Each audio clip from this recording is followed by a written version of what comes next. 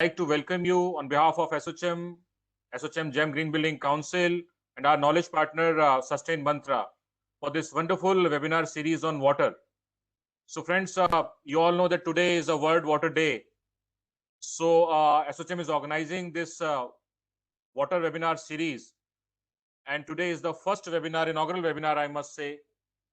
SOCHM is the industry chamber, and so we are working with various sectors, and water is one of them.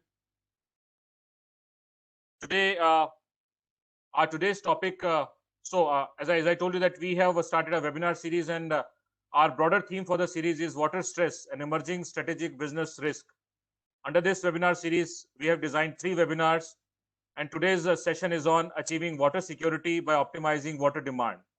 There will be 2 another webinars in April, and the session and the topic of those webinars will be regenerating water through water reuse, recycling, and recovery technologies. The third webinar will be on water-centric community stakeholder management. So friends, for the discussion, we have eminent guests and speakers today, starting with Mr. Yugal Kishore Joshi ji, who is the Director, Swachh Bharat Mission, Department of Drinking Water and Sanitation, Ministry of Jal Shakti, Government of India. Welcome, Mr. Yugal. We have Dr. Annie Davison, who is Chief Risk Officer, RiskEdge from Australia. Welcome. We have with us Mr. Ajay Popert, who is Chairman of SOCHM Water Council. We have Mr. Masood Malik, who is the Chairman of SOCHM's Environment and Climate Change Council and is the Joint MD of Remki Group. We have Mr. Ravi Goswami ji with us, Associate Director, EHS PepsiCo India. Mr. Vinay Chatraraju, co-founder of Krishnam Technologies. And we have with us the moderator for the day, Mr. Shailendra Singh, who is the founder and CEO of Sustain Mantra. So this webinar series is jointly being organized by SOCHM and Sustain Mantra, and Sustain Mantra is the knowledge partner for the webinar series. So I will not take much of the time and would like to invite Shailendra ji for starting the process. Shailendra ji, over to you. Yeah, thank you, Mr. Neeraj Arora, and a warm welcome to all the participants to this webinar. At the outset, let me thank ASSOCHAM for giving us an opportunity to work on this. And I'd also like to acknowledge the contribution of my colleague, Dr. Bhakti Devi, who unfortunately could not attend today's webinar because she's in the state of Ladakh working on a watershed project. Water is the World Water Day was started way back in 1993, and in a couple of years we'll be celebrating 3 decades of the World Water Day. But as we look at the scenario, some of the statistics are pretty frightening, given that it's estimated that by 2030 by UN, that almost 700 million people will get dislocated because of water stress. And it's quite obvious that when you see water being traded in the New York Stock Exchange as a commodity, it's kind of a sign of what's coming. So I'm particularly happy this afternoon to have such an eminent panel that will talk about this subject, which sometimes, in my personal opinion, is an underrated risk, looking at all the risks that arise from impending climate change and others. Water is, in fact, a basic necessity of life. So it's my great pleasure to invite Mr. Yugal Kishore Joshi, who is the chief guest of today's occasion. Mr. Joshi is the director of IEC and capacity building in the Swachh Bharat Mission. He works with the Department of Water and Sanitation, Government of India. He is the director of the Rashtriya Swachhata Kendra, New Delhi. And Mr. Joshi has been awarded with numerous prestigious awards for his excellent work throughout the year, some of them being Prime Minister's Award for Excellence in Public Administration for Information, Education and Communication in Swachh Bharat 2018, India Police Medal 2022-20, National Award for Outstanding Service 2013, Lee Ka-shing Scholarship for MPA in India, Singapore, Director General's Commendation and Insignia, Civil Services Badge 1997. He's an alumnus of the HBTI Kanpur IIT Delhi, Delhi University and Lee Kuan Yew School of Public Policy, Singapore. Apart from his professional work, he is also a renowned writer with several well-published books under his name. He carries the distinguished skill set comprising of administrative, creative, academic, and management traits. Some of his research papers have been nominated as the best research papers of the year. We are indeed very honored to have you here, Mr. Joshi. And as the chief guest of the occasion, may I hand over the mic, so to say, to you to please set the context and give us your words of advice. Over to you, sir. Good afternoon. Good afternoon, everybody. Thank you so much for this generous introduction. It's quite long, so sometimes embarrassing as well. I am no water expert. Let me tell you from the very beginning, please don't expect any great ideas from me. I'll be talking what simply as a layman or as a government officer, what I have worked, and during my few years which I spent in Singapore with PUB, what my experiences are. Once again, thanking ASSOCHAM as well as Sustain Mantra for inviting me here.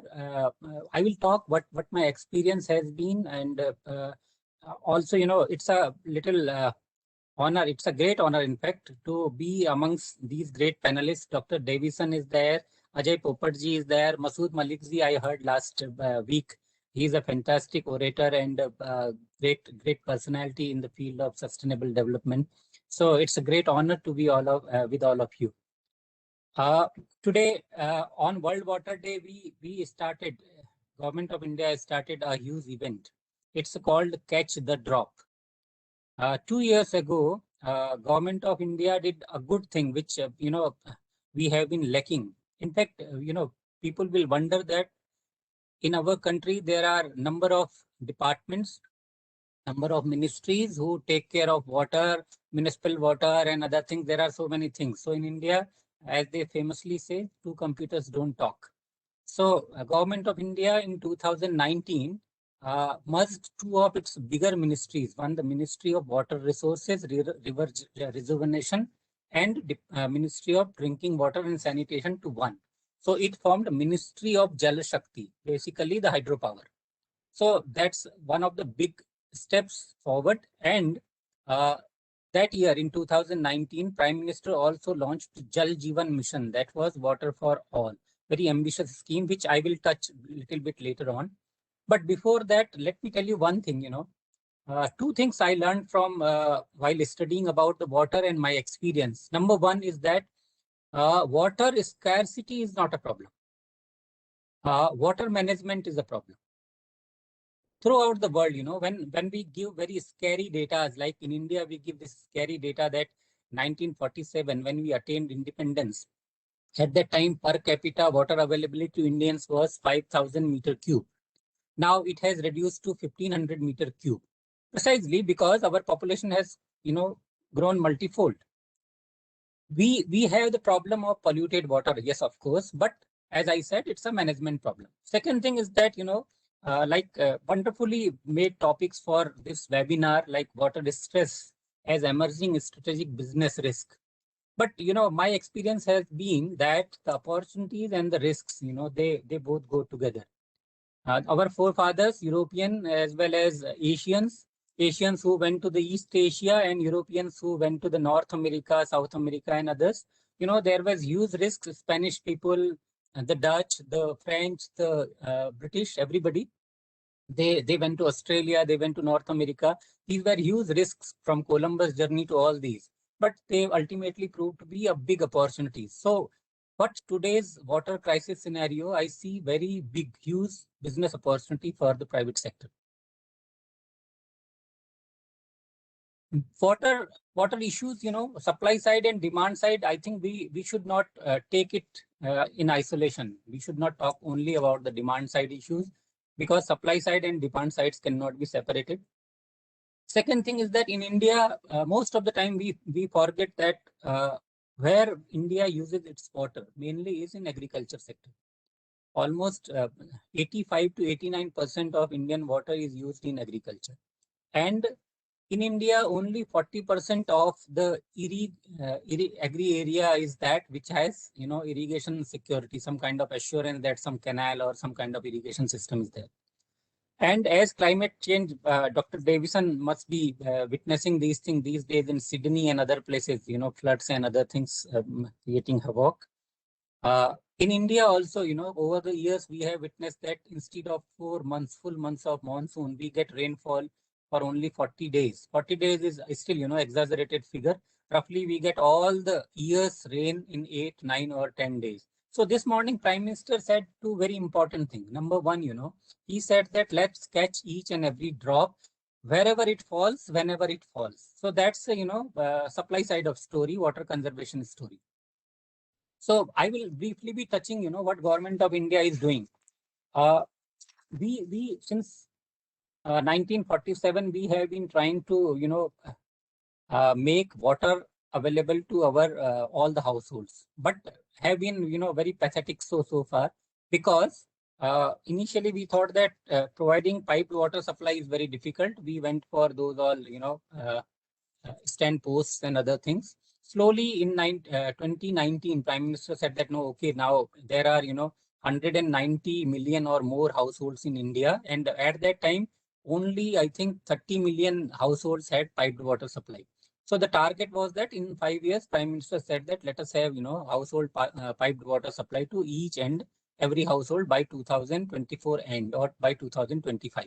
That means we had that ambitious task of roughly giving piped water supply, that's functional piped water supply, to 160 million people. Now that's a supply side from where this all water will come. So for demand side, there is one big issue of water pricing. In the experience of Singapore and other countries, everybody knows that right pricing of water is so much important. In fact, in Singapore, they have four famous taps of water. One is the their catchment water. Second is the water imported from Malaysia. Third is their reused water, and fourth is their new water. So, and they price normally according to desalination water. That's the costliest price, and putting some marginal cost over that, they sell their price, and everybody gets 24/7 water supply. That too, best of the qualities. So the other indirect benefits are immense. In India, we have failed miserably in that. But now the target is that not only the quantity is like we say here in India that roughly it will be 50 liter per day per capita. In Singapore, it's roughly 150 liter. And you will be very surprised that in a place like Delhi, which is ultra water scarce, we provide 230 liter per day per capita. Anyway, that's a side matter. But what I was emphasizing that if we really want to, manage our water properly, there are 5 important things to do. Number one, that water usage in agriculture, that is 85 to 89%. So how to reduce that? So Government of India has, initiated many schemes. Like one is called More Crop Per Drop. That is, how we are going to promote sprinkling or these all things, different kind of water technologies. So 60 to 80% subsidy is given to the sprinklers on their cost. So there are hand holdings, very capacity building and IC programs with the farmers. So one IIM Ahmedabad study says that roughly 40% of the saving of water can be done on that behalf. Roughly, the farmer also gets some 15,000 rupees per hectare per crop additional savings. So these are the experiments which Government of India is doing, especially in the states like Gujarat and other places. But still, problem in the states like Punjab, which exploited its groundwater very badly. Maharashtra because of mainly sugar cane crop. Haryana because of various other reasons. But slowly, all the state governments, they are emphasizing, how efficiently the irrigation system can be made, how more crop per drop idea can be sold to all the farmers. Second thing is that the municipal waste of water. In India, like South Africa cities, we know in India, 21 cities have been identified by the Niti Aayog that by 2030, these all cities will run out of the groundwater. So Delhi is no different. Delhi, as I said, Delhi consumes 40 liters per capita, which is much more, and Delhi doesn't have water. It gets very highly polluted water from Yamuna. Its groundwater levels are very, very deep. So it gets mostly water from the neighboring states. And the reuse of water is almost non-existent because of two reasons. Number one, water transportation losses are huge in Delhi, 40% or so. Second thing is that reuse water, we do that, but our STPs, they are, they are not very efficient.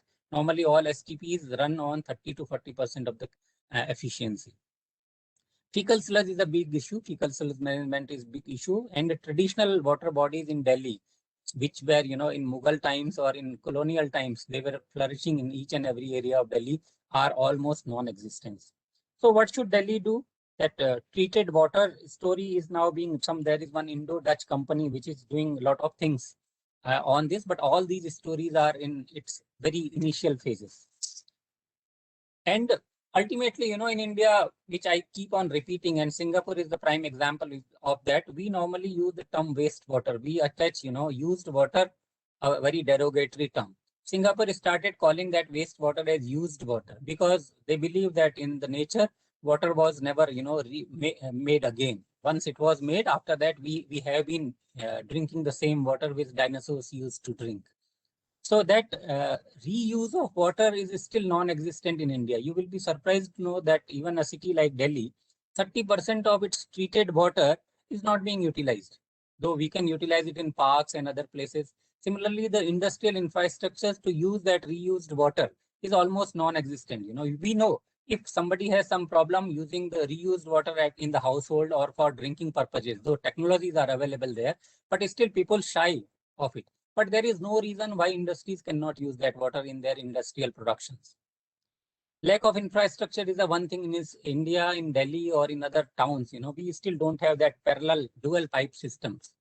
In fact, it is very surprising that even the new constructions, new colonies which are coming up don't have this kind of system.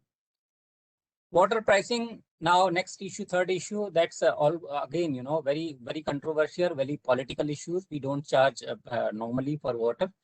There are many talks. It's a human right issue. It's a fundamental right or other things. But there is a time, I think, considering that what kind of things we are going, sooner or later, we have to do that.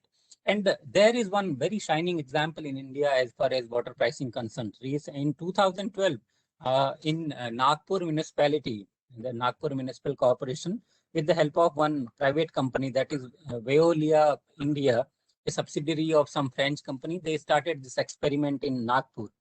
And the results are very significant, with their very nice IEC program. Many people, they started accepting the price for this water. And as we are told that their losses are, earlier Nagpur municipality, have those transportation of losses of water up to 60%. Now that has been reduced to 25%, though still it is very high compared to Phnom Penh, Singapore, other places where it is 5 to 7%. Still this 25% is very high figure, but nonetheless, it is less than what other Indian cities, other Indian water utilities are doing. Second thing is that, 250,000 new metered connection have been provided in Nagpur. 660 million liter per day they are now providing, that agency is providing, with 130 liter per capita of better quality water. So there are stories that slowly and slowly people are accepting that they are ready to give pricing for water. Now, finally, fourth thing which everybody in India understands, that it is such a diverse country, that until and unless you go to the grassroots and you make a people's movement out of it, you give actual power, real water management power to the local people, it is not possible to manage demand side. So like, there are slogans like Khet ka pani khet mein, gaon ka pani gaon mein. There are many schemes, Pradhan Mantri Krishi Sinchai Yojana, watershed management schemes, and other, how to enhance optimum water use efficiency through that more crop, more drop. Similarly, there are examples, when Like, for example, I would like to quote Bundelkhand area. Today only Prime Minister inaugurated that river linking project, which was long pending between Ken and Betwa River, Madhya Pradesh and Uttar Pradesh, two big states. They joined hands to sign a memorandum of understanding today, so that the arid region of Bundelkhand can be taken care of. So I will give you just one simple example before finishing my talk, is that there was a Rohini canal system in Bundelkhand. It was built long back in 1984, but the water never reached to the tail end of minor canals or the end farmers.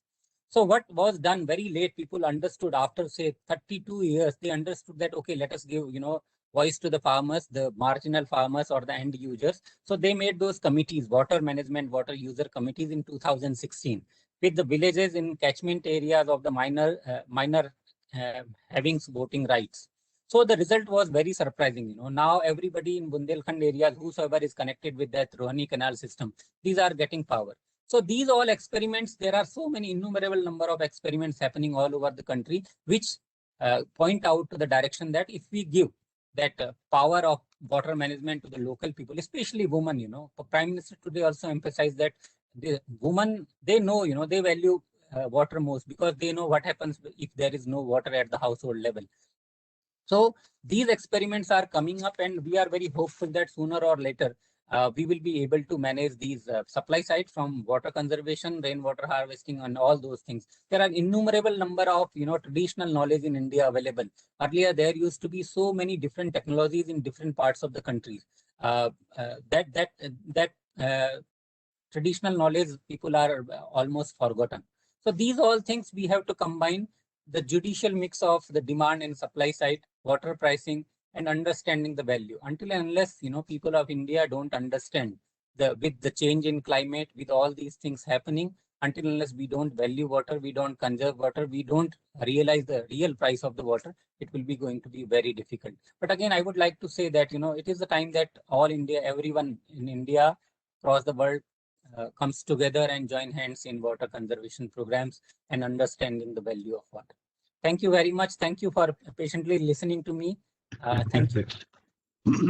Thank you, Mr. Joshi. That was indeed a very brilliant summary of all the various initiatives that are going on. And I particularly liked your reference about, the risk and opportunity part of it. That is so true. You can either look at it as a risk, or you can see the opportunity within that. So I know, sir, you have a very busy schedule. If you could remain with us for some time, we'd love to come back to you. No, I would love to hear from all the panelists. It's such an eminent list of panelists. I'll be here. Yes. I'll be doing my office work and other work, but I'll be, simultaneously. All right. I'll be. Thank you. Thank you so much. We so appreciate your presence. With that, excellent speech by Mr. Joshi about outlining the various schemes, the attitude of the government. It's my pleasure now to invite Dr. Annette Davison.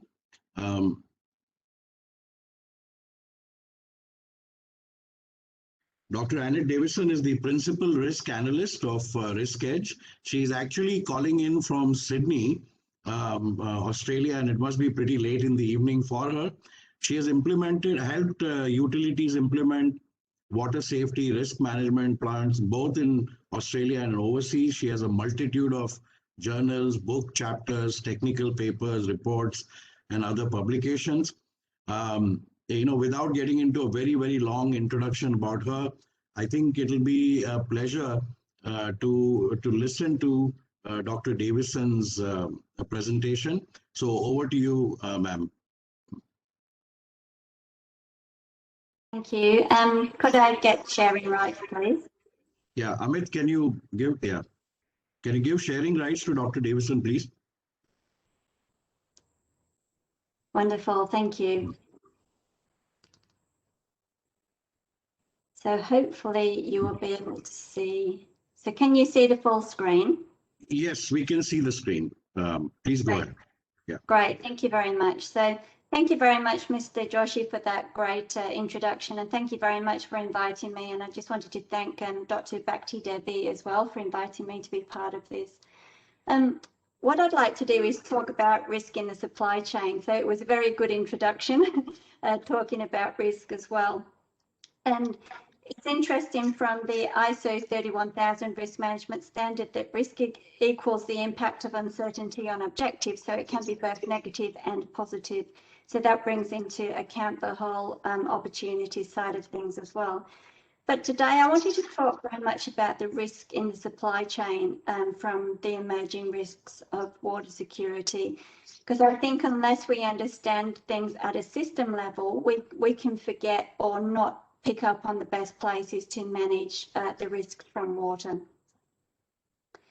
So I'm going to talk about the importance of water. I'm going to give a brief overview on what is risk.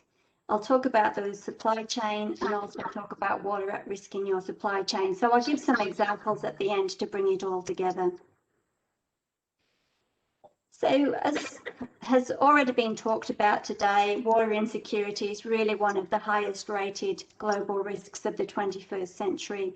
It really is something that's, that we need to get a handle on, and very quickly.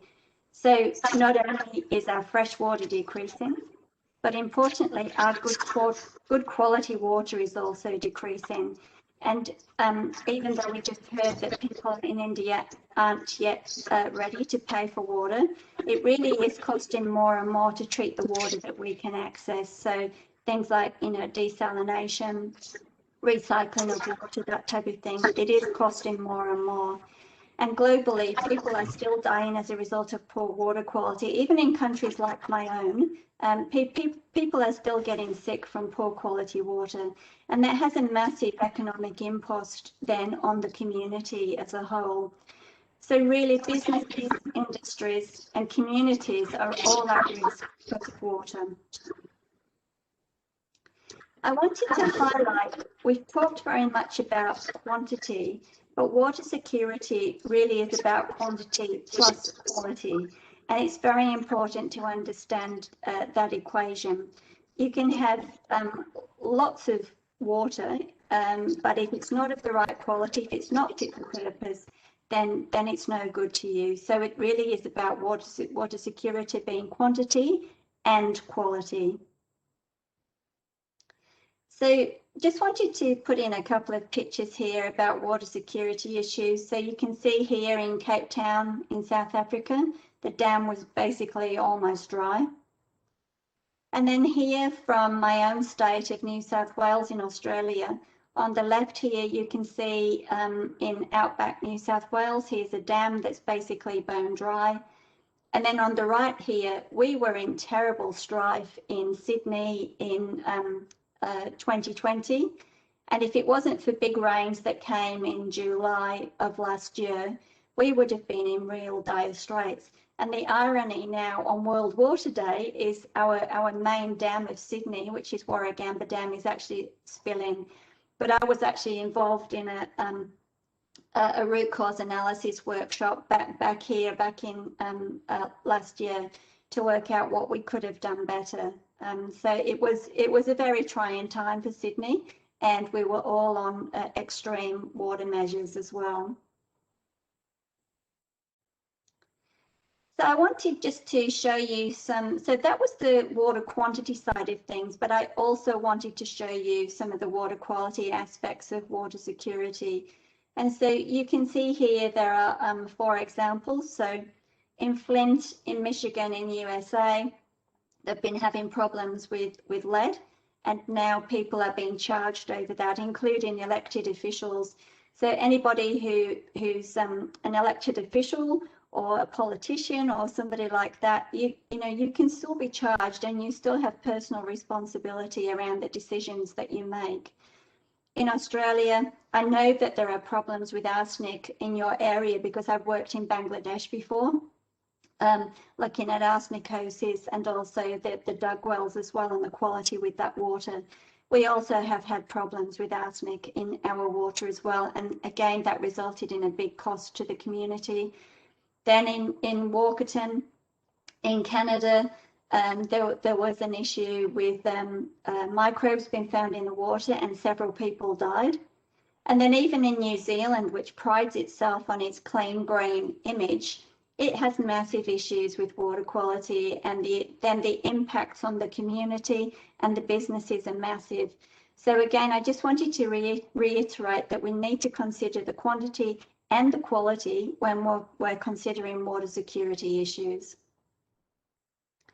So what is risk? Well, I've already alluded to this. So there's a great standard, which I love. I know people aren't supposed to get excited by standards, but I really like ISO 31000.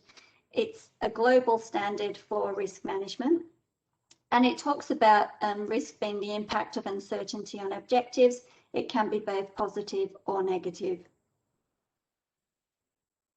So if you think about the different objectives that you have, there'll be several fold depending on the type of industry or business that you are. But really, whichever way you look at it, water is an essential component of business and industry. And water touches absolutely everything. I have a friend of mine, she calls it the universal solvent. It goes everywhere, it collects everything. So whether you're managing a resort, whether you're concerned with looking after the environment or urban water or agriculture or mining, aged care, anything, it touches everything.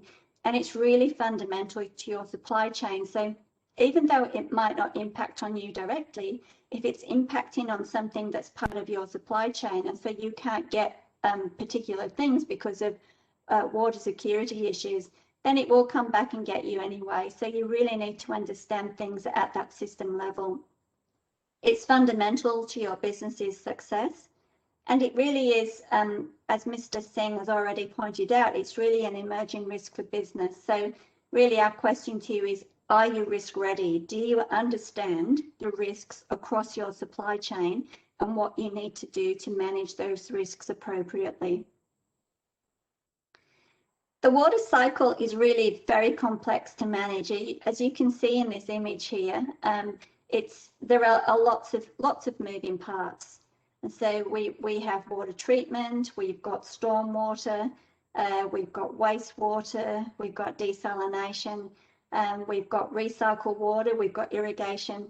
So again, you can see here we've got water tied up in every aspect of what we do.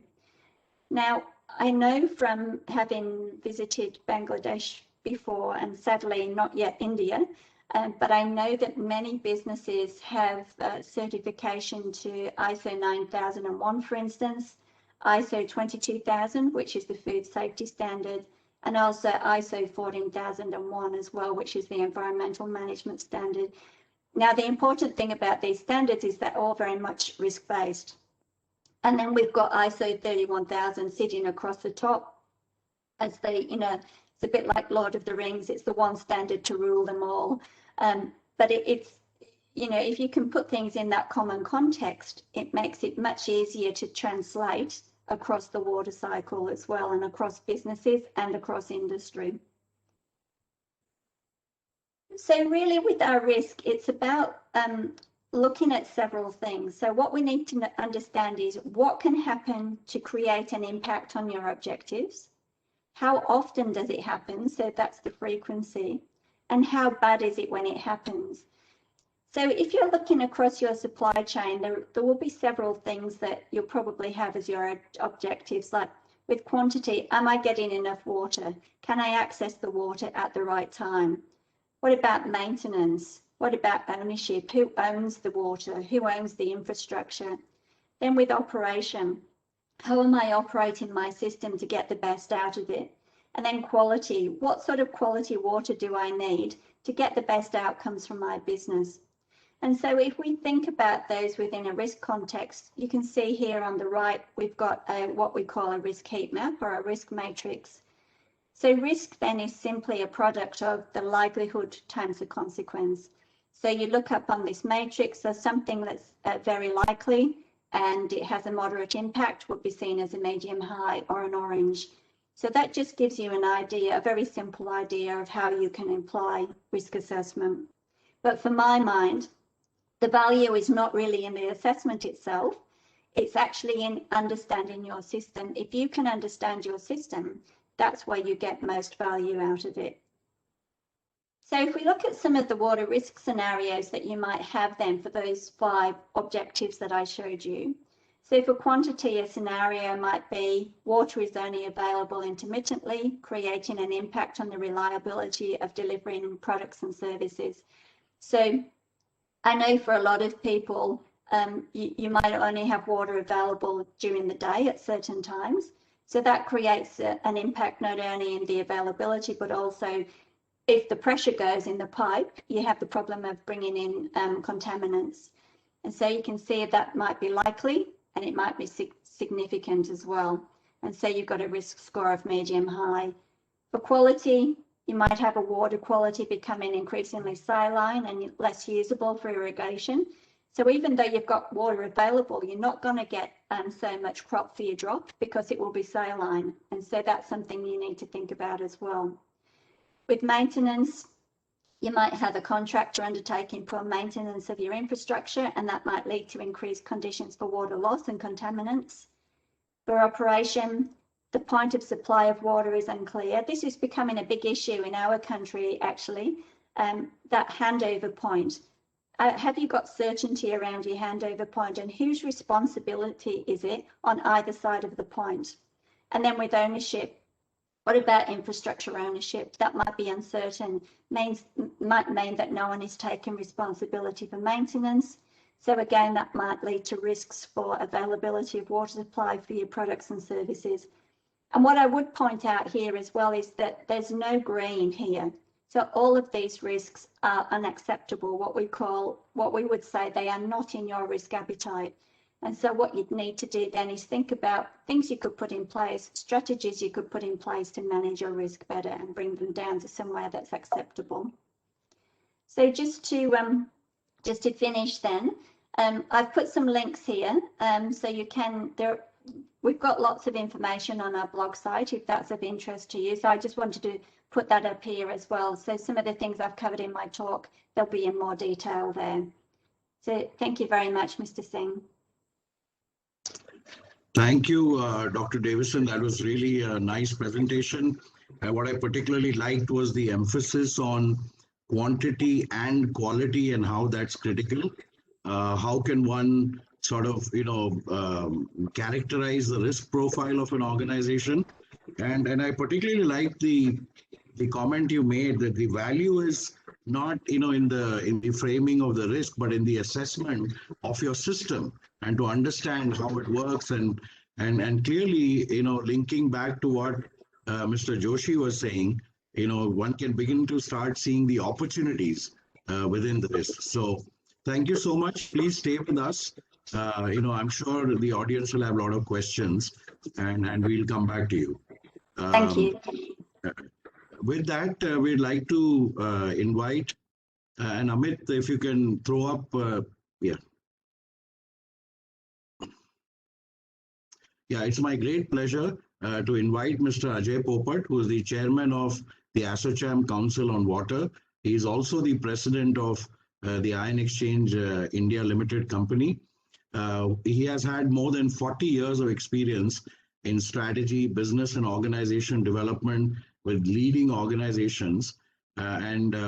Since 1994 has spearheaded several initiatives in developing and successfully commercializing proprietary, advanced and sustainable technologies for purification and separation in water, wastewater treatment, and more recently in the areas of renewable energy in compliance with legal, environment, economic and social requirements of the country. Under his leadership as CEO of the joint venture, Mr. Popat has created a leadership position and is working the president of the parent company Ion Exchange India Limited, where he's also responsible for corporate functions in technology, marketing, communication, and several other business verticals. It's my great honor, sir, to hand over the mic to you to please set the context, for the Indian industry. Over to you, sir. Thank you very much, Mr. Singh, for that introduction. And my greetings to everybody on the occasion of World Water Day. Can I have the screen share option, please, to start my presentation? Neeraj ji? Yes, Amit is giving you. Yes, You I have do the have right some. now.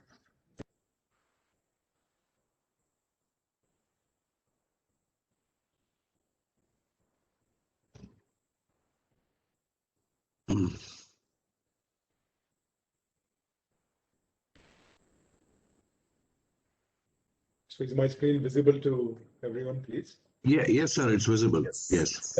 Yeah. So the topic that we are discussing is water stress in India.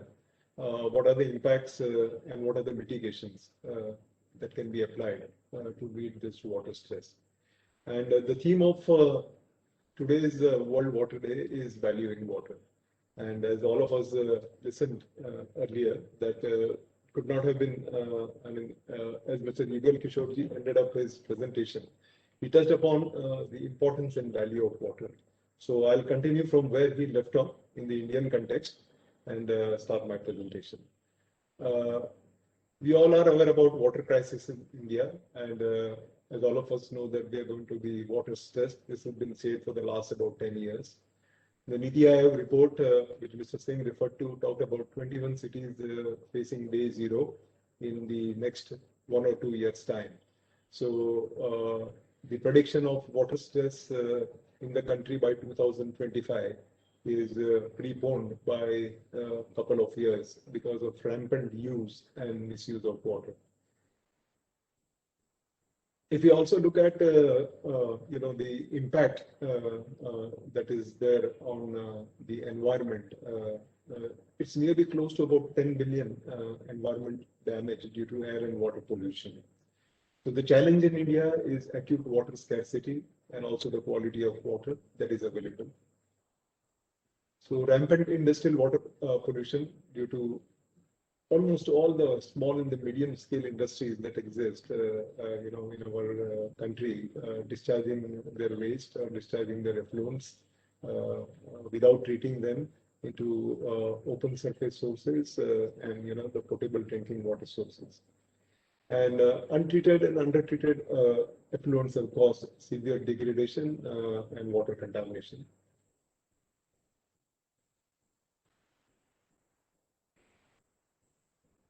450 million in 29 countries face acute water shortage, and almost about 2.5 billion by the year 2050.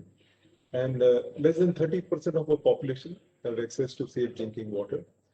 So in summary, water is essential and a finite resource, and its importance in the 21st century is what oil had in the 20th century. But what are the challenges and the solutions that we face with respect to water management in our country?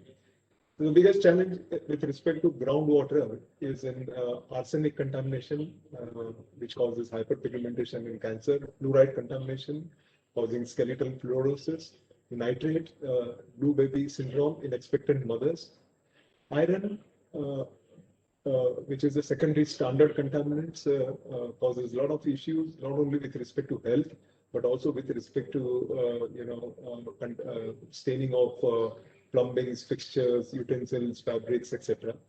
And microbial and fecal contamination, which causes lots of diseases present all across India. Brackishness present in most part of India, causing kidney stones, and chemicals and pesticides from the runoff from agriculture and from the industry, causing various types of cancers. The right side shows where all this sort of contaminants are present in excess, making the water completely unsafe for potable purposes. Having said that, the industry has worked very hard on various treatment technologies, which are not only reliable but also affordable. Since most parts of India depend upon hand pumps, for example, my company has developed hand pump attachments to treat arsenic contamination, fluoride contamination, iron contamination, nitrate contamination. So these are very, very affordable technologies, very easy to maintain, and with extremely low operating costs. We have also developed technologies for larger capacities, which can run on solar. We are blessed with sunshine for almost 9 months in our country. And for larger capacities to treat iron, arsenic, fluoride, nitrate at a community level, we have developed solar power systems to treat all these contaminants. And we have lakhs of such installations put up with the aid of Public Health Engineering Department and also with NGOs. But there is still a lot that we are working on in these areas. So one of the initiatives that we have had in the recent time, working along with Ashochem, is to develop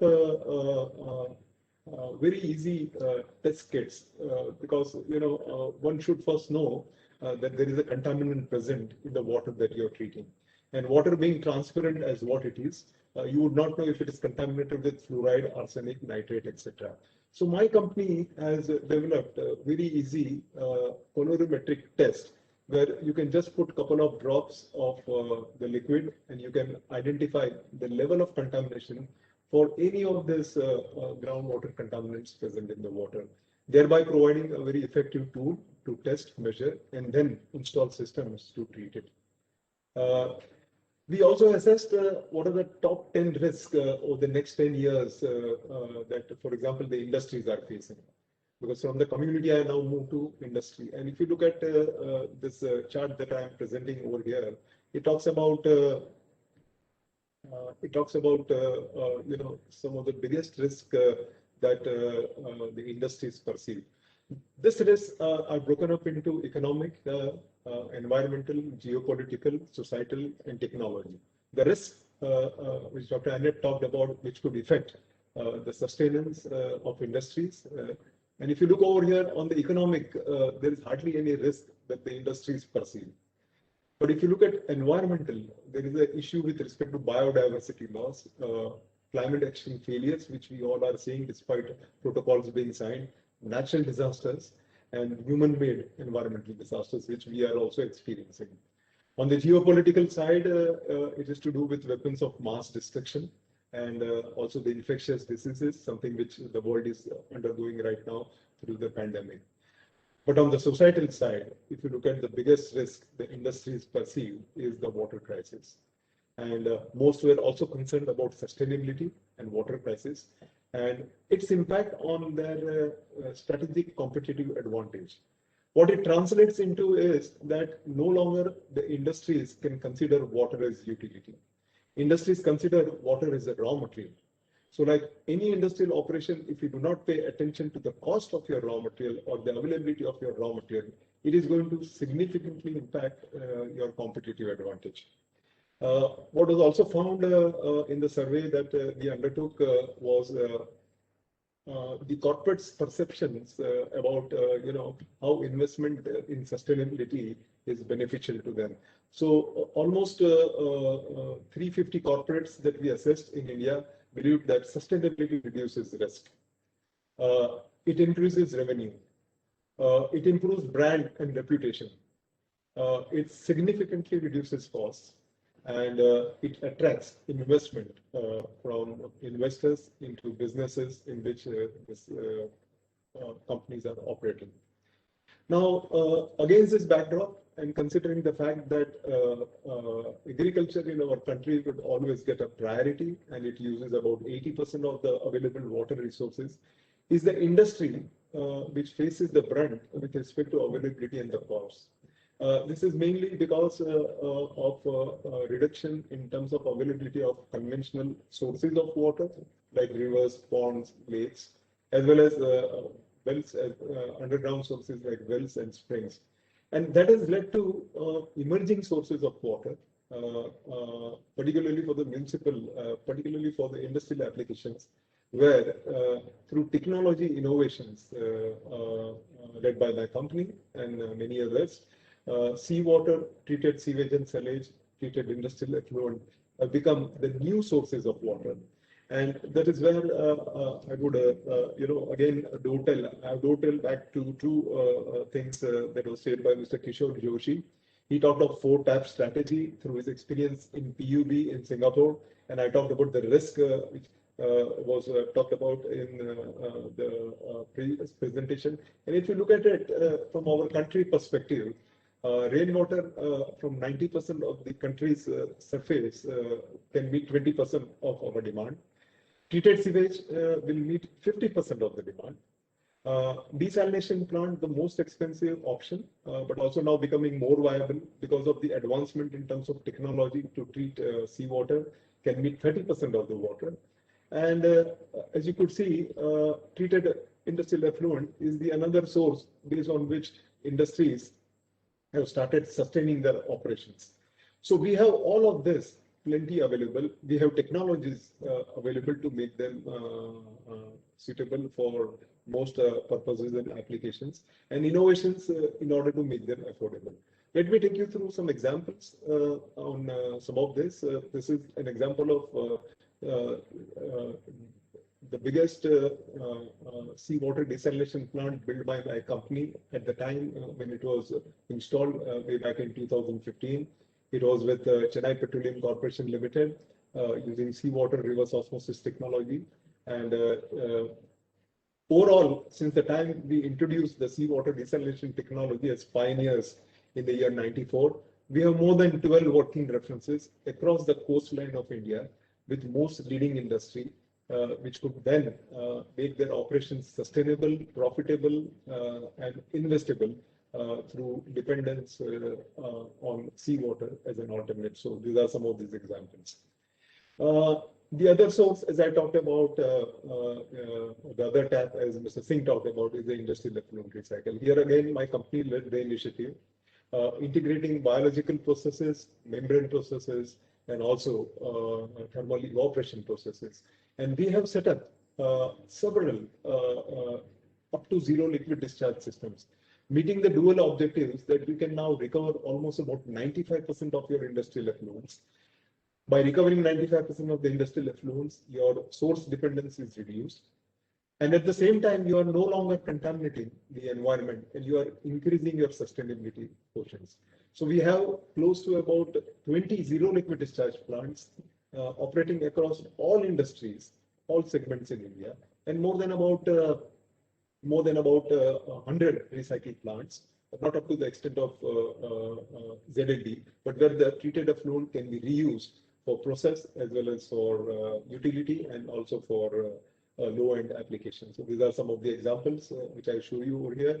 It includes automobiles like Kia Motors, breweries like United Breweries, MRF, Deepak Fertilizers, IOC Marubeni joint venture in Panipat, Kanpur Fertilizers, Reliance Industries Jamnagar, Reliance Industries in Silvassa for the polyester plant, Patanjali, which is now the latest customer where we installed a zero liquid discharge system. So across the entire spectrum of industry, we have been able to treat effluent and make them suitable for recycle.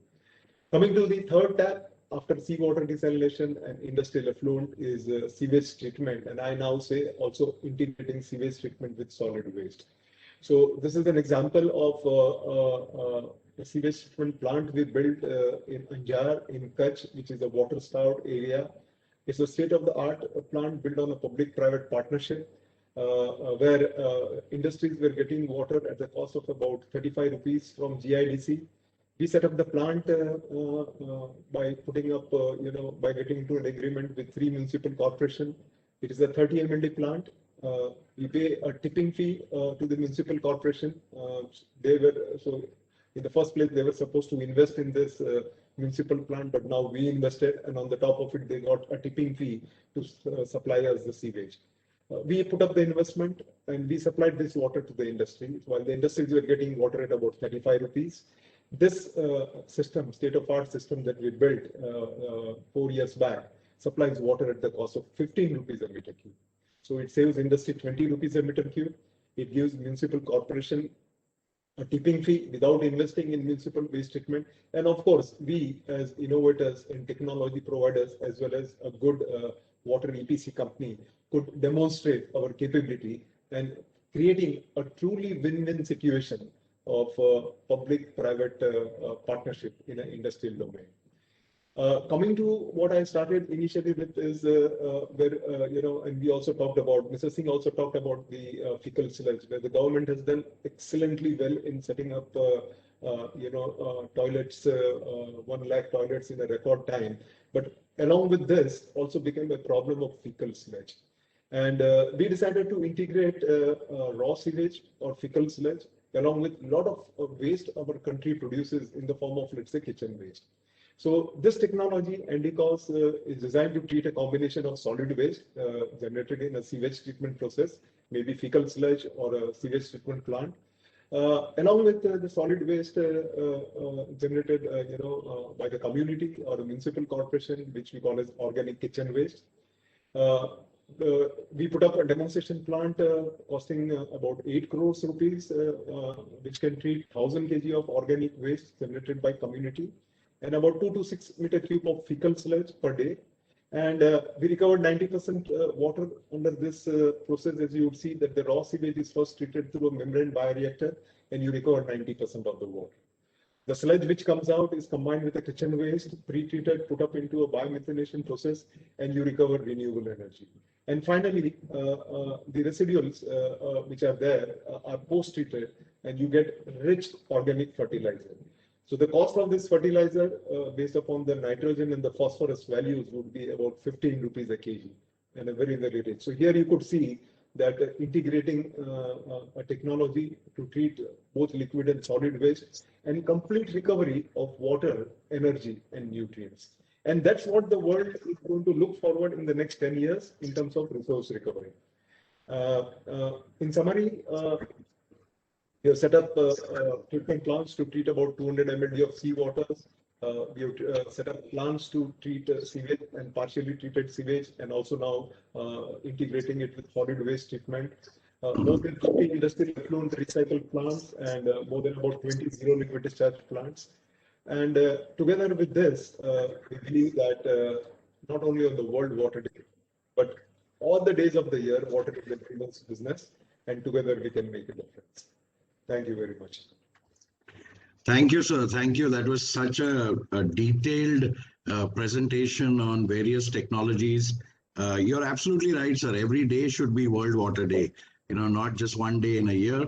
And really happy to see, the part that you had on some affordable technologies for India.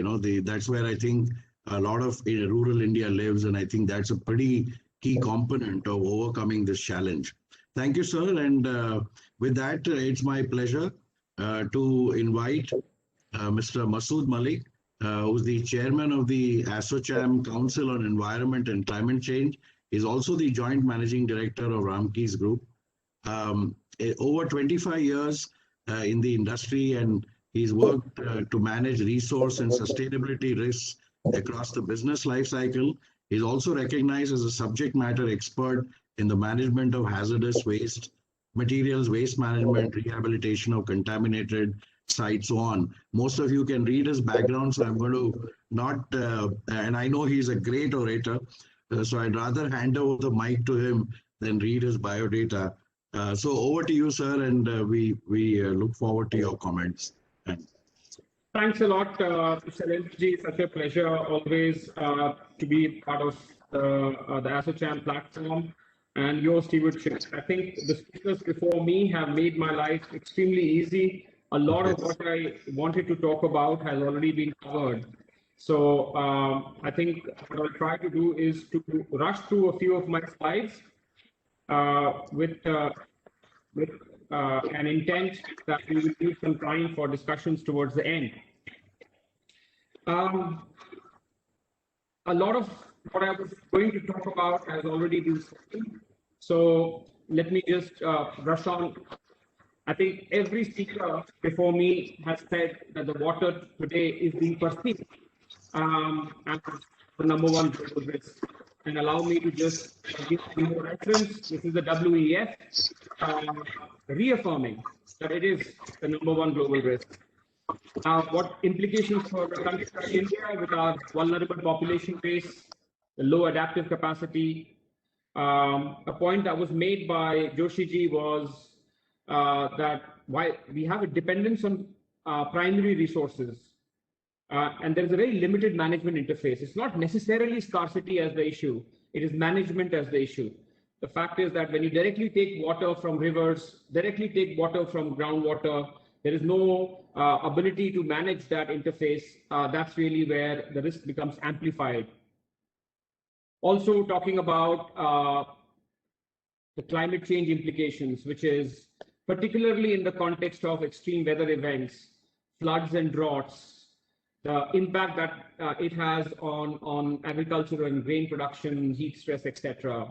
Our vulnerable coastal areas, the salinity challenge that water quality is facing and is likely to face more of. All the marine impacts, which are an essential component of our water resources, and all the associated secondary impacts associated with that, whether it is food security related issues or impact on fisheries and fish growth and viability, or potential for competition and conflict over allocation of water, which a lot of which we are seeing already, health impacts, diseases, impact on economic aspects of our country, including tourism, biodiversity impacts we talked about, and especially certain aspects of our ecosystem, or of our energy ecosystem becoming potentially unviable, hydropower being vulnerable. The theme that I will talk about is the overall interconnection of these resources. The business and the industry angle, obviously, but also the interrelationship between the demand side challenges on water with climate change. My favorite topic, obviously.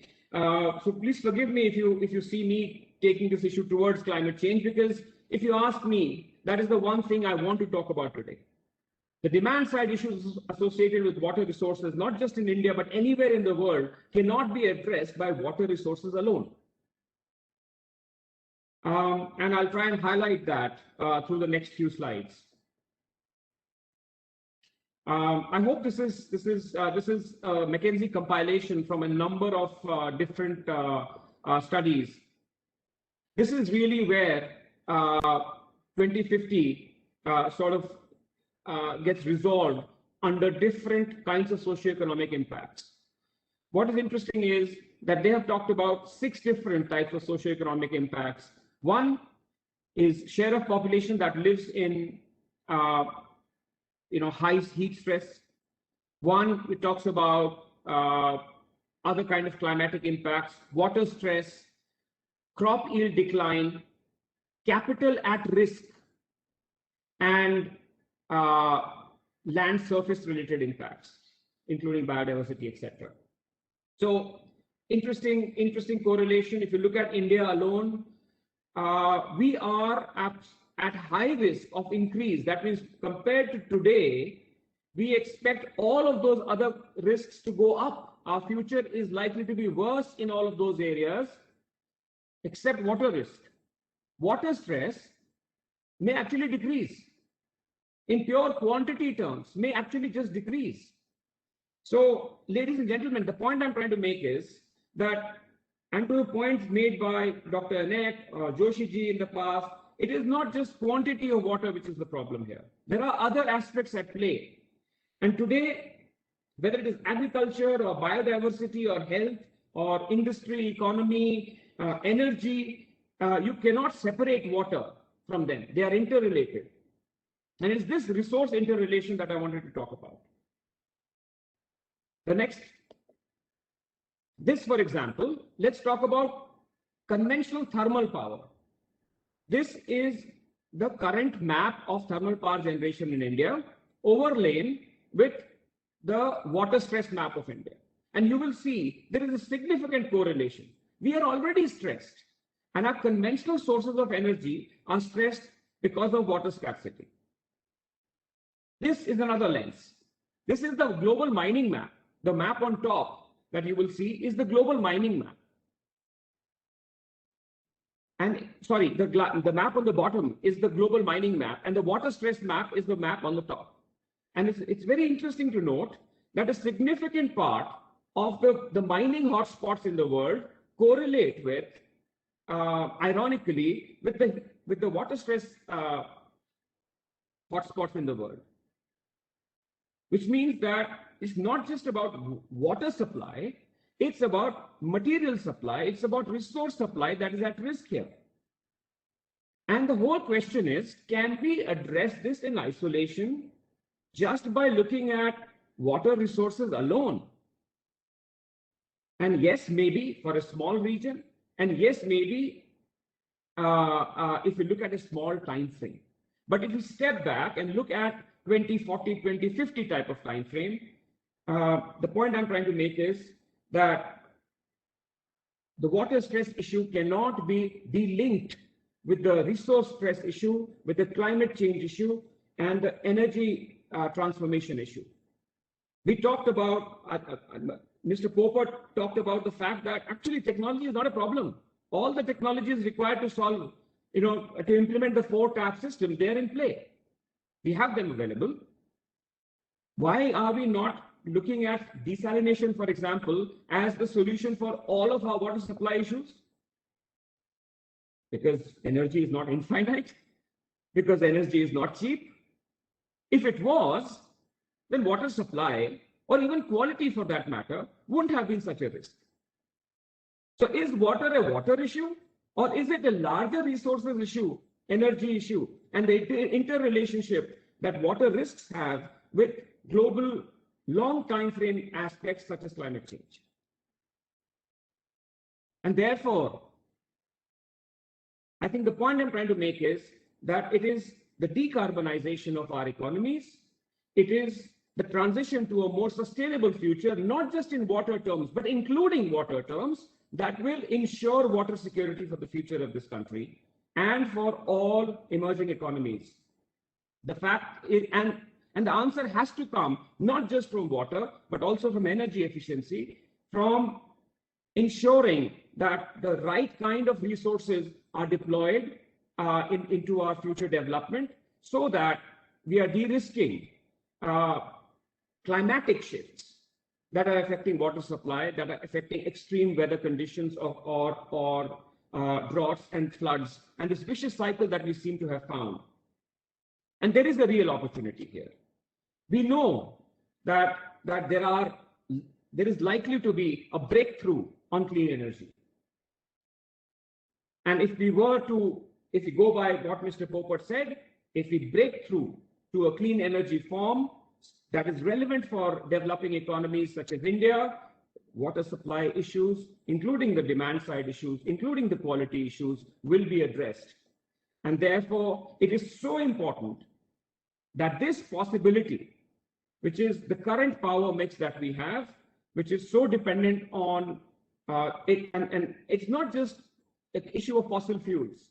It's also an issue of the water intensity of all of these forms of energy to something that is more sustainable, something that we can live with more in the future.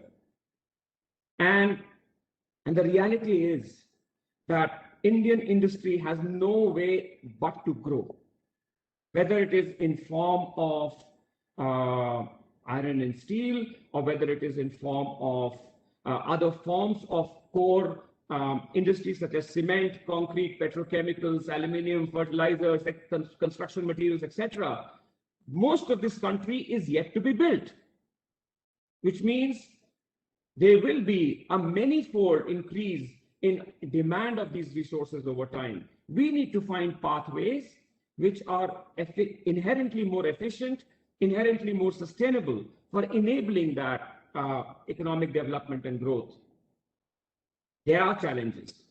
For Indian industry, if I look at the challenges that we are facing, a lot of the water-related challenges Dr. Annette already talked about, but we have to deliver on future infrastructure needs.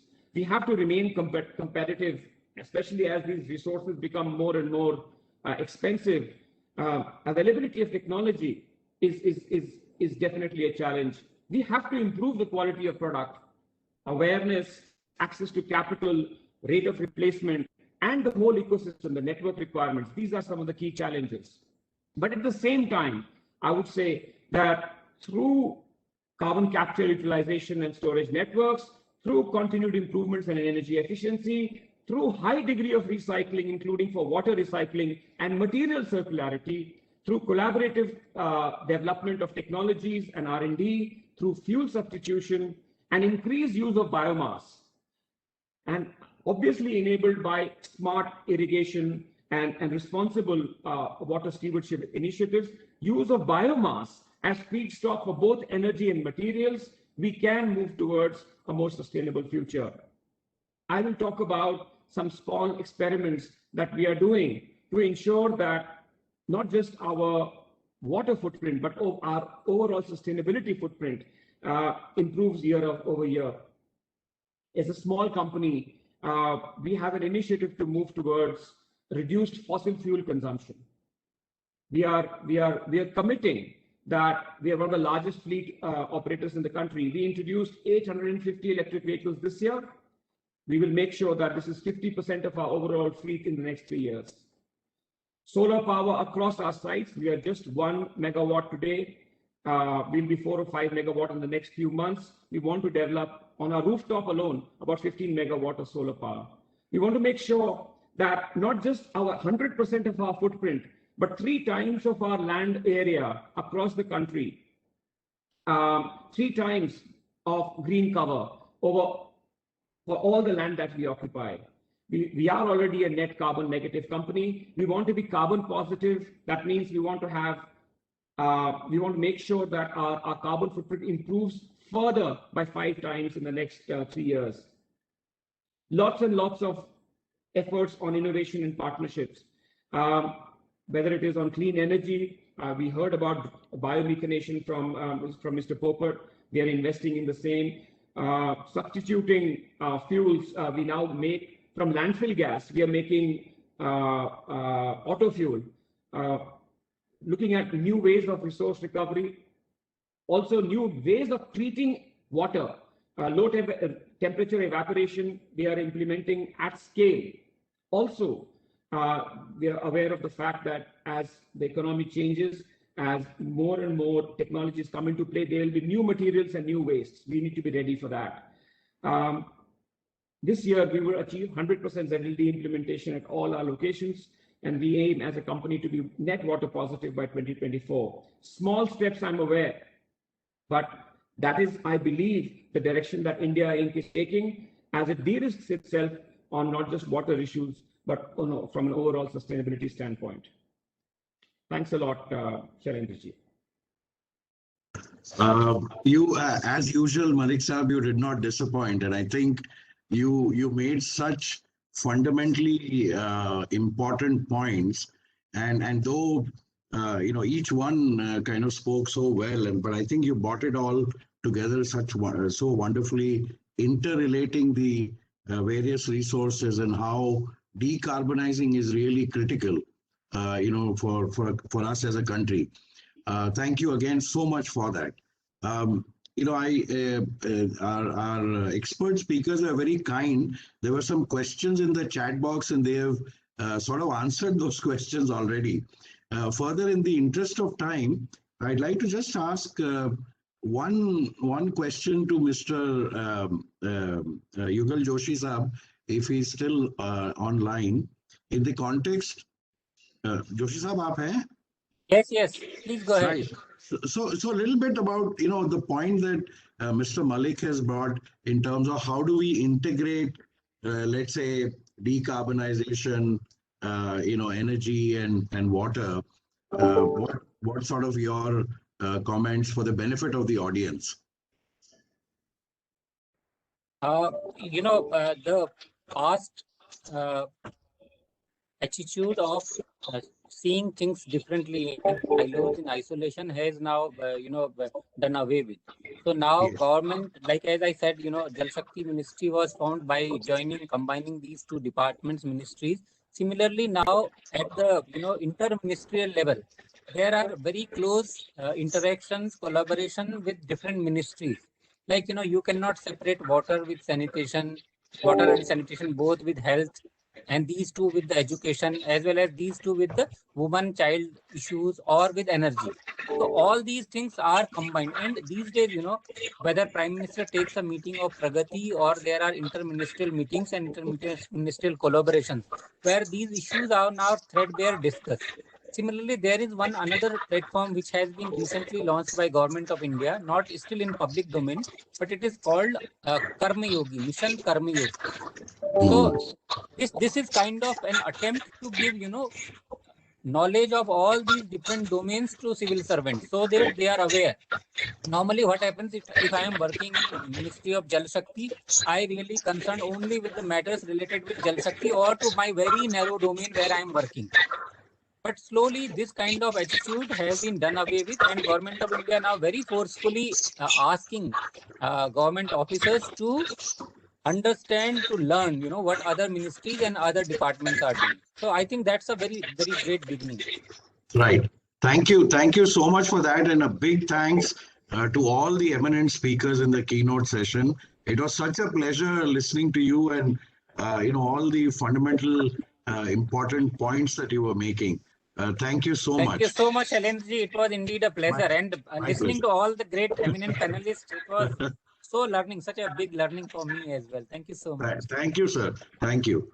With that, of course, we'd request you to stay on, but I know you have a busy schedule. So please feel free to dial off if you want to now.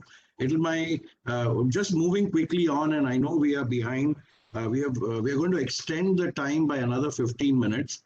So it's my pleasure right now to invite Mr. Ravi Goswami. Ravi is the environment, health and safety professional with 21 years of experience in the automobile, telecom and FMCG sector.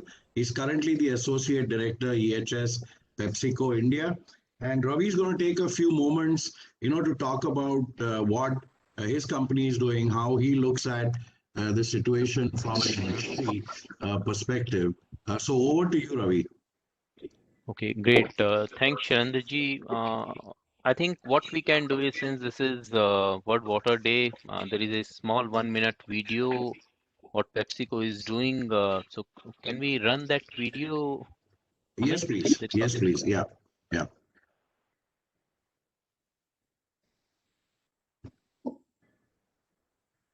So Amit, will you be able to do that or?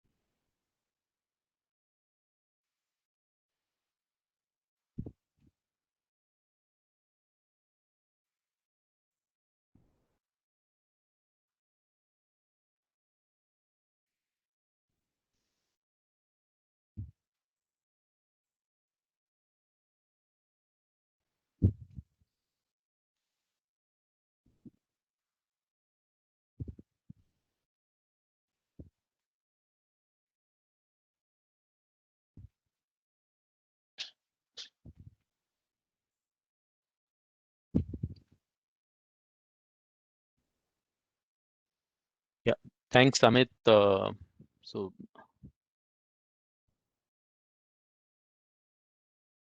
yeah, thanks, Amit. I think this was a quick heads up. When we talk about water, then of course we need to see community as partners or users. So this is just a quick glimpse what we are doing for the community and of course the wash thing. Lot of my industry friends are actually getting a lot of questions around water. So whenever we are going to meet some senior persons or maybe sometimes the presentation, there are common questions which most of us are getting. People are really asking, though nowadays the awareness is more. People are asking whether water is really a risk. And should we consider water, which is a big question, as a raw material or component while planning expansion or setting up a plant? Many of the people are actually not even considering this as a raw material. Yeah. Another question is, should we plan any new sites considering whether there would be any future water crisis or not? Most of the people are actually seeing that, okay, what is the current water situation in the area where we are planning any green field or something? But I think that is a question, should we consider, and if we consider, how many, maybe 5 years down the line, 10 years down the line, what should be the ideal time period? Are we considering, so of course we are considering the what are the current legislations around the water. Are we considering what would be the probable future legislations, and which is a big question which most of us are getting from the management. And the most important thing is, okay, how to kind of solve these questions, how to answer those questions, and how to mitigate the risk.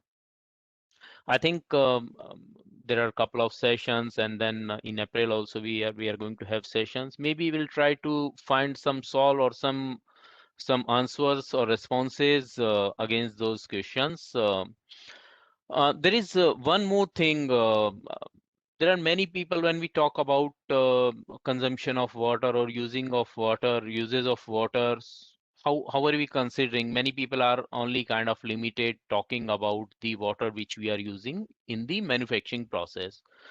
Are we really now, and now many industries have started actually considering the product entire product range. So basically from not only in the manufacturing process, but the entire product life cycle. Being a food company, for us, it is very important that we start thinking about all this aspect from the agro part. So it is not only the manufacturing part, but the agri part, the operation part, and then of course further stuff. But since we are focusing on water, I'll start with what is the thought process around the agriculture. So Amit, may I request you to run the second video, a small 1-minute video, just to give you a flavor. This is one of the initiative what we are doing in agriculture, just to give you a flavor, and then we'll talk about further on that.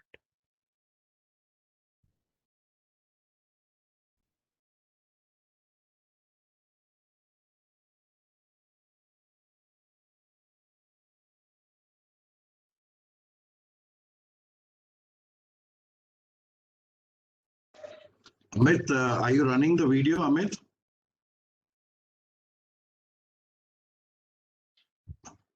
Yeah, here we go.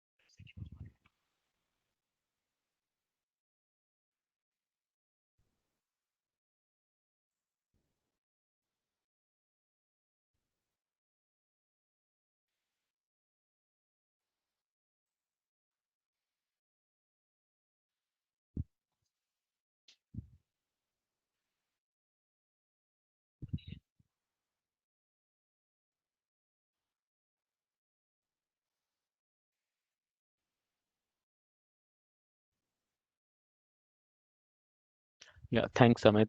So this is one of the example how kind of we can contribute in agriculture sector. There are a couple of other initiatives which we are taking. One is in terms of making the farmers aware how to reduce the water. The general concept or general understanding or general thing within the farmers are, okay, the more water you use is basically the more yield you will get. So it is the actual, what is the exact quantity basis on the lab reports, scientific studies, other stuff, soil tests. Of course, we are guiding them just to kind of reduce. There are various other initiative. But just to give you a favor, when we are talking about manufacturing operation, we start thinking from the agriculture. Then of course comes to the manufacturing process. Manufacturing process also, I think with my experience, and I think this is one of the topic maybe I think for the further webinars also. Do we think that governance and monitoring helps? Yes, actually it is helping us. And I've seen that if you start doing the tracking, governance, monitoring of water, it gives you around 15 to 20% reduction straight away, because then people are talking about the matrices. Yes, of course, people are doing. But apart from that, what else we are doing? Most of our plants are now working on water recycling system.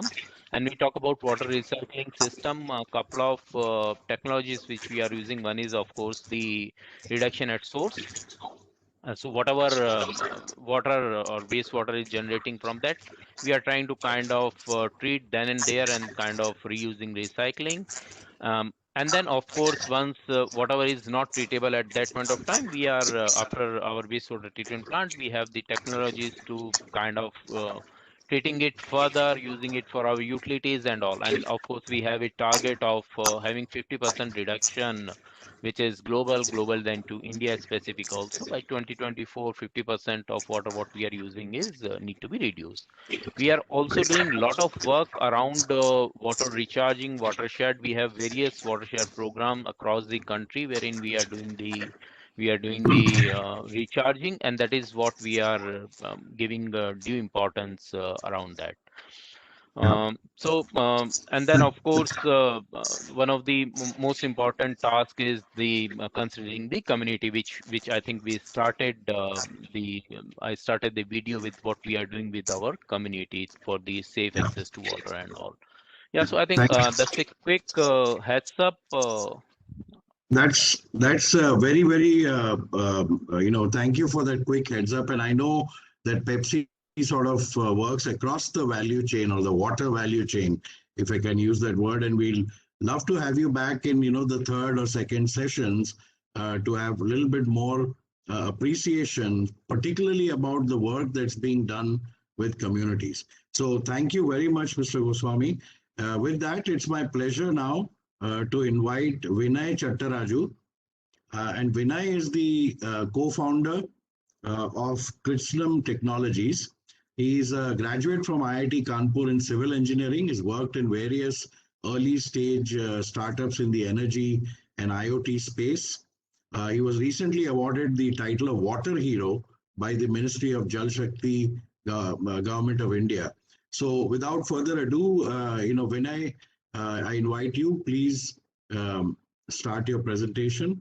Yeah.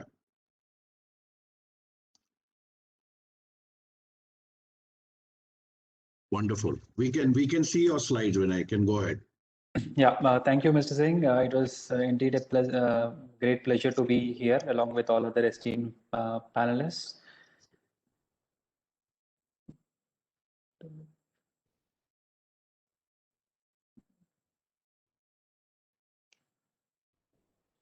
Right. So as I can see, all the other panelists have been primarily mentioning about so the various stresses, the risks involved in the water because of the water stress. Okay, so we as a fairly so young company so have also been interacting with various government and private entities who are who are working on the water. So our experience with so various irrigation departments, so various municipalities, urban local bodies, groundwater departments, and various industries, societies, everything after so after let's say in the last 5 years. So one major identification, so an eye-opening factor which we want to say is water management in India is a guesswork. In India, everything happens just with an in the scale of water. Everything happens just only on the estimate. There is very little data available at the ground level on how much water is actually happening, how much water is flowing into the rivers, how much water is flowing into the canals, so in the overhead tanks, so into the how much water is flowing to the each communities, or so even in the each industries. So this has been one of the major so observation which forced us to start this venture of Krishnam Technologies, so back in 2015. our major finding is industry, especially because they are using this water for the commercial purposes, so are under the limelight from the government bodies, where though agriculture uses more than 85, in fact to be precise 89% of the freshwater resource in the country, but still so it has a soft corner from the government side for the very obvious reasons we have. So industries on the other hand have been facing extremely high stress from the bodies like Central Pollution Control Board, and recently Central Groundwater Authority has been declaring the very stringent norms day by day under the guidance of the National Green Tribunal. So we at Kritznam Technologies have, so we felt responsible, to contribute our part, by developing the technologies on how we can help industries better manage or, in optimizing their water demand. So we have been working on this tool called continuous water auditing. So which is a very powerful tool, we call it, for so optimizing the overall water demand. So why do we have to do this continuous water audit? So if we can trying to bring the point from the Central Groundwater Authority recent guidelines, which were released in September 2020.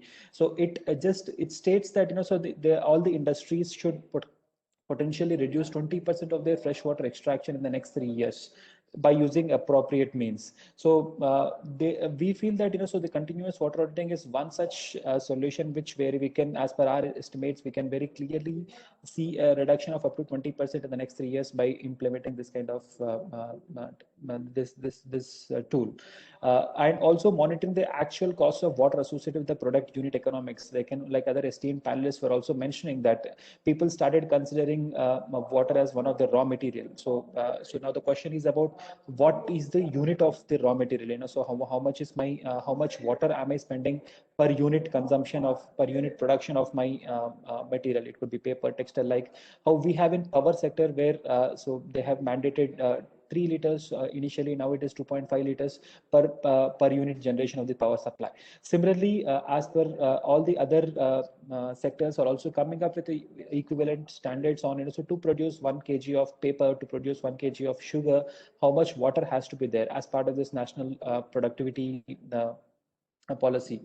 Track the inefficiencies in water use and improve organically. So improving the water efficiency does not happen overnight. Okay, so it's not that so a big organization or even an MSME suddenly realizes that, okay, now we need to decide, we need to reduce water. So all of a sudden so it's difficult to do it. So it has to happen over a period of time. It has to plan for so a year or 2 or 3 and implement these steps to ensure that the objectives are met. So it is one of the right tool to say that, okay, so to start with, okay, so we have a tool to start measuring and observing how much water we are actually using.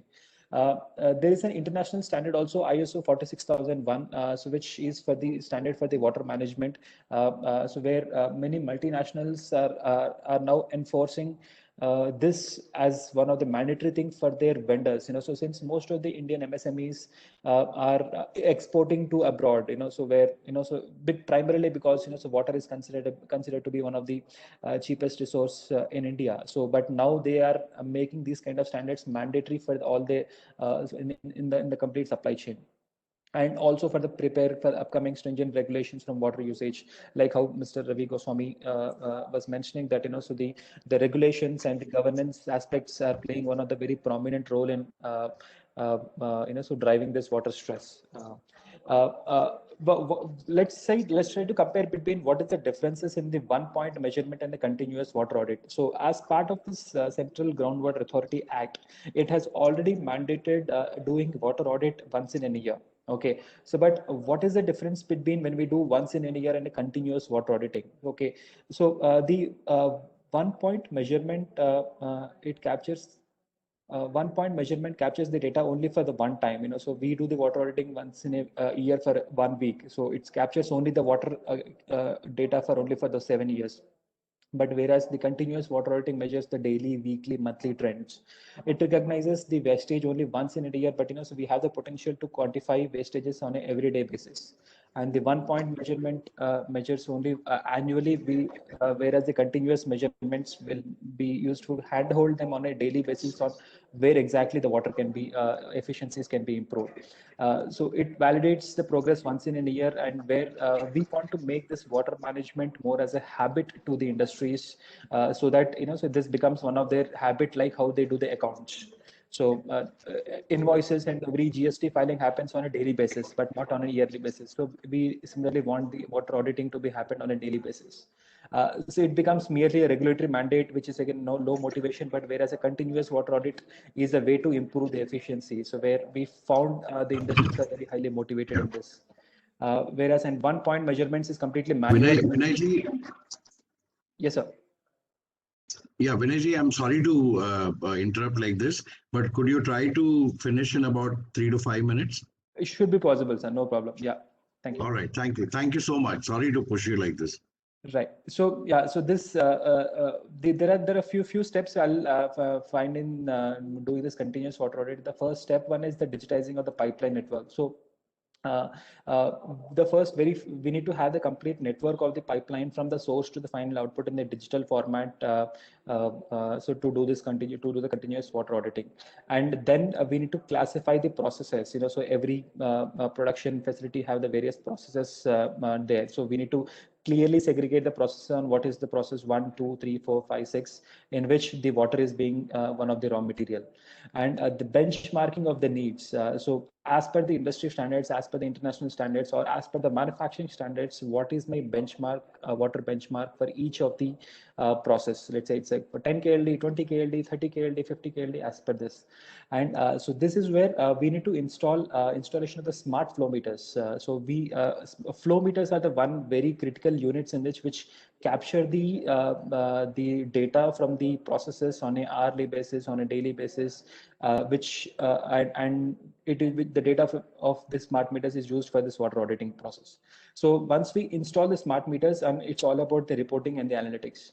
So we have been working on reporting this, sending them reports in a very affordable and a very easy way in the form of the automated WhatsApp messages, like how we book a the experience of so when we book a movie ticket, we get the ticket in the WhatsApp message. So but WhatsApp, our water usage also, we have been integrating with the various easy platforms like WhatsApp and the emails, etc. So some of the industries which we are working for this continuous water audit is the textile industry now, and edible oil industry in Rania. There's a paper industry in Kanpur, and there's a plastic industry in Kanpur, who have just initiated this process of continuous water auditing. But yes, this is a very long way. So we have given them a roadmap for the next 6 months on how to do this. So there's one quick case study which we have done with one of the tanneries in association with Solidaridad Asia Kanpur cluster, which is an NGO based out of Netherlands. So where we have implemented this, so continuous water audit system. The steps which are followed are, we have digitized the complete pipeline network of this tannery, and we have classified the processes and benchmarked their needs for the various processes like washing, liming, pickling, tanning, and dyeing. We have installed 4 smart flow meters at various locations, and the daily reporting was being sent to the management. In this, the major key outcomes which we have found was, so the tannery has changed the processes to use in a measured way from the estimation way. So earlier they used to have a pure, so estimation approximately हमको so 3,000 liter, 4,000 liter डालना है. So but when after we introduced so the smart flow meters, they started doing in a measured way. So they were able to consume the exact quantity of water as per the benchmarked needs, and they were even the unskilled labor were able to operate this, because we made it very user friendly for the industries. And we have given this alerts directly to the management, to the because the higher management is not involved in the day-to-day processes inside the industry.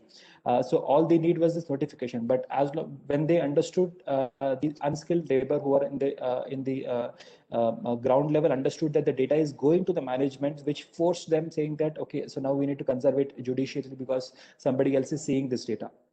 And in this way, we were able to report almost 40% reduction in the water usage, especially in that particular process of the pickling process, which was as reported by the Solidaridad Asia.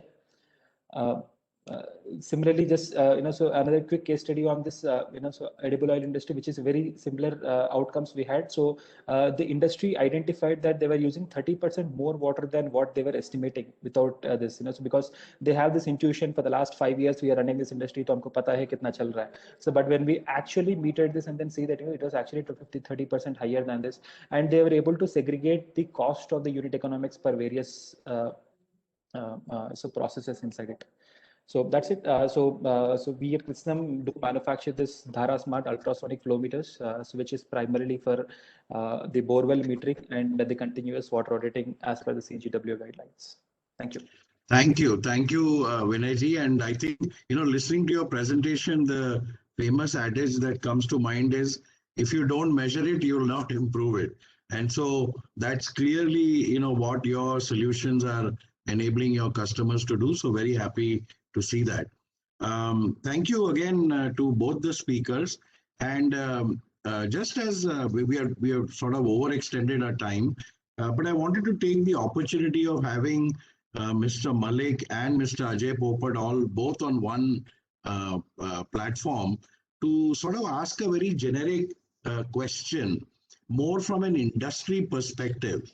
And the question really is, if you look at the Indian industry, you've got so many MSME companies, that are equally. I think the larger corporates are doing what they can. They have the wherewithal. And so from both your perspectives, sir, how do we motivate the MSME sector to really create some impact at scale? Would be my sort of question to both. Feel free, anyone who wants to answer, that would be great. Maybe I'll go first, and then I'll. But anything I say, obviously, I'll defer to Ajay ji. He's the subject matter expert. 2 points. One, the first is that where the individual affordability for high cost treatment infrastructure, recycling infrastructure, ZLD systems is not there, go in for combined solutions, which is common facilities. There is a new wave of CETPs, common effluent treatment plants, which are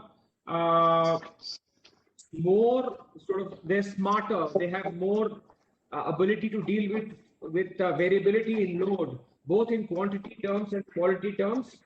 Going for such systems that have flexibility built into it and save per use basis, not just the quantity, but also the amount of pollution or the amount or the quality of your wastewater. This is one way that MSMEs can come together and as a cluster find a solution. And we have seen many examples like this where individuals could not find a solution, clusters could. The second is basically in terms of awareness. One of the ways that MSME can be future ready for a water constrained future is by shadow pricing. They should assign a value, whether or not they take it into their P&L or it's just only for internal management purposes. Voluntary programs that encourage industry to remain competitive for the future are extremely important. They should assign value, and the value should not be basis current cost. 15 rupees KL, 25 rupees KL. It should be the scarcity value of water. The basis the scarcity value of water, both on quantity terms, but also in terms of more polluted water costing more, etc. They will basically make themselves more resilient and more future ready. These were the 2 suggestions that I had for MSMEs. Excellent, sir. Mr. Popat, would you like to add on? Yeah, I'll just add on. MSMEs in our country are like a youngest child in a family. Okay. Youngest child hone ke naate, they are pampered a lot. Okay, and when you do excess pampering and you don't assign responsibility, you don't make them a responsible citizen going further. And since responsibility is also not given and there's a lot of pampering, they also turn out to be spoiled children.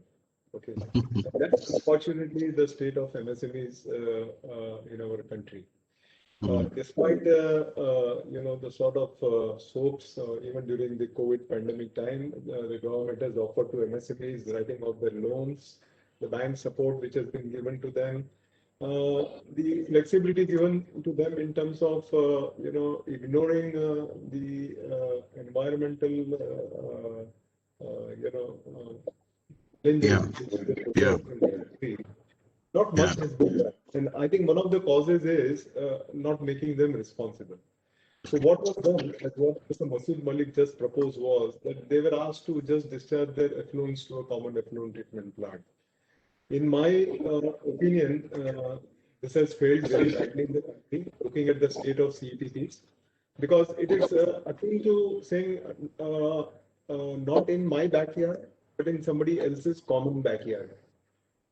So I will not treat my effluent that I am generating, and I will send it across the CETP, and I'll hope that the CETP will have some magic technology, treat all types of effluents coming.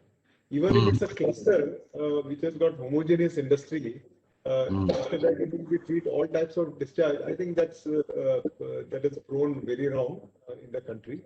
Yeah. And the solution to this is to make them responsible to treat effluents to a minimum standard before discharging it to a CETP.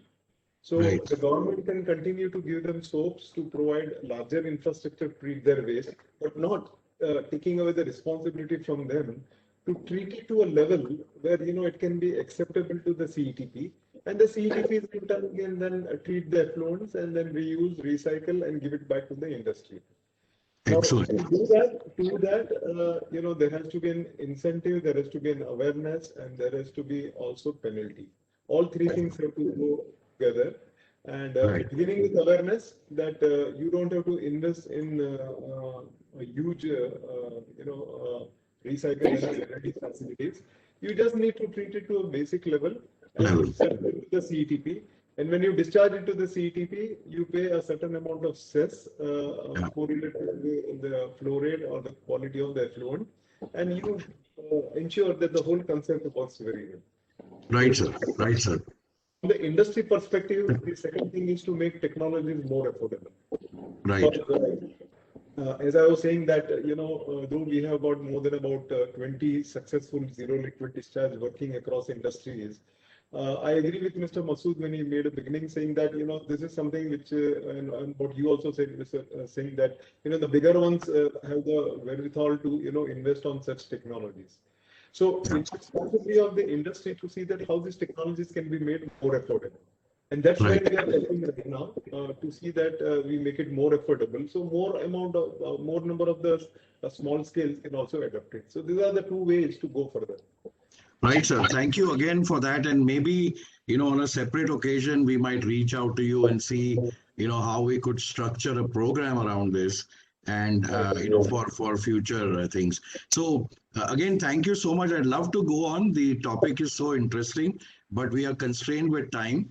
So I heartfelt, gratitude to you, sir, and to all the speakers and Mr. Malik as well for, sort of bringing it all together at a much higher level and correlating it to climate change and what we need to do. So with that, it's my pleasure to hand back the stage to Neeraj for his vote of thanks and for closing the session. Thank you so much, Shailendra ji. So our today's discussion was really wonderful, and you can see in the chat box that how much appreciation we are receiving for the each and every speaker. And you can see that at this time on Monday evening, there were around 170 plus attendees listening to this webinar, and still attendance is too good. So this shows the interest and energy in the attendees. So thank you so much, all the speakers. You spoke really very well, starting with Yugul Kishore ji, who announced that, who mentioned that that water scarcity is not the problem, but water management is the problem. And I think all the speakers, supported this in their discussions. So our Honorable Prime Minister has also launched this campaign, Catch the Rain today.